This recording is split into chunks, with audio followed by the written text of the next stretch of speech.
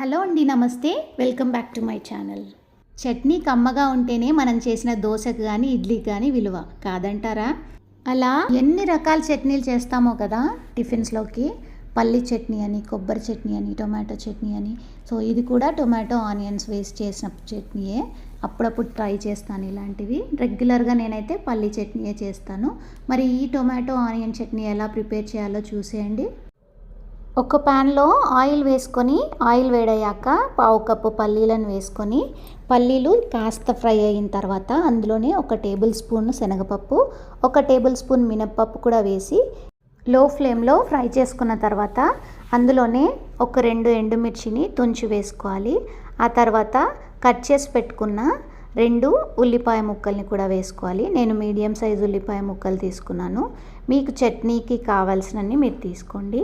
అలాగే కొన్ని పచ్చిమిర్చి, వెల్లుల్లి కూడా వేసుకోవాలి. ఇప్పుడు ఈ ఉల్లిపాయ, పచ్చిమిర్చి కూడా బాగా వేగిన తర్వాత అందులోనే కాస్త ఇంగువ, అలాగే టొమాటో పీసెస్ కూడా వేసి ఈ టొమాటో, ఉల్లిపాయ, పచ్చిమిర్చి ముక్కలన్నీ దగ్గరికి ఉడికేంత వరకు మగ్గించుకోవాలి. అందులోనే కాస్త చింతపండు కూడా వేసుకోవాలి. కావాలంటే పసుపు కూడా యాడ్ చేసుకోవచ్చు. చూస్తున్నారు కదా, ఇప్పుడు ఆల్మోస్ట్ దగ్గరికి అయిపోయింది అంతా.